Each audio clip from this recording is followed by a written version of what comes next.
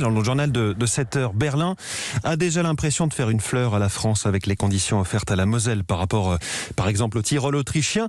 Mais comparons plus globalement nos deux modèles face à l'épidémie.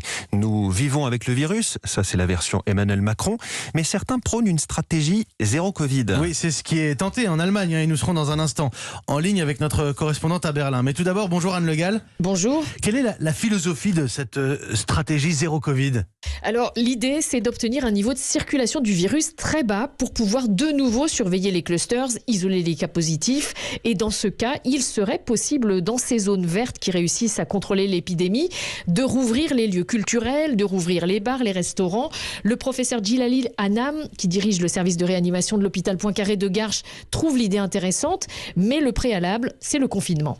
Malheureusement, cela signifierait de commencer par un confinement national assez strict pour faire chuter le taux de contamination quotidienne d'environ 25 000 par jour aujourd'hui à moins de 1 000 par jour. Et à partir de ce moment-là, on peut établir des zones vertes. Et probablement que cette stratégie serait associée à un retour à une vie normale dans des délais beaucoup plus proches que la stratégie vivre avec la Covid-19 choisie par la France pour l'instant. Anne Le Gall, est-ce que ce serait vraiment applicable en France ? Oui, beaucoup de médecins et d'experts le pensent et signent d'ailleurs des tribunes en ce sens. Concrètement, l'ouest de la France pourrait par exemple devenir assez vite une zone verte, comme le réclament certains élus. Mais tout ceci implique, et c'est crucial, tout d'abord de vacciner massivement. Ce sera possible en avril-mai parce qu'on aura les doses. Et surtout, d'avoir une politique de test et d'isolement très stricte, comme ça se fait en Chine, au Japon, en Corée ou en Israël. Alors ça veut dire, Anne, que sur un territoire, on ne pourrait pas circuler entre une zone verte, donc presque sans Covid, et une zone rouge ? Si, on peut circuler, mais en présentant un test PCR négatif ou alors en étant vacciné.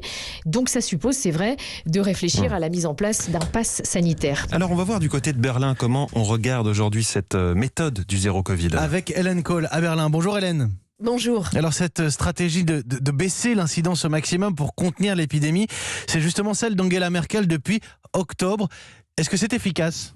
Commençons par regarder l'incidence. Elle était à 64 hier. Donc à première vue, c'est un succès, même si on n'est pas encore arrivé à l'objectif fixé dès le début de la deuxième vague par Angela Merkel, à savoir une incidence à 50. Avec la propagation des variants, elle a même annoncé il y a un mois que désormais, il fallait viser 35 cas pour 100 000 habitants. Les tenants de la stratégie zéro Covid disent qu'il faudrait descendre à 10. Ils sont très présents dans les médias. Merkel ne reprend pas officiellement leurs recommandations, mais on sait qu'elle est sensible à leur discours. Donc les choses étaient assez claires ici depuis le début et les Allemands dans l'ensemble ont fait le dos rond. Ça veut dire que les Allemands ont aujourd'hui un calendrier pour le retour à la vie normale ? Eh bien non, Merkel n'a pas voulu en discuter pour l'instant et il y a un problème, l'incidence monte de nouveau, alors très légèrement, mais l'objectif des 35 semble inatteignable à court, voire à moyen terme.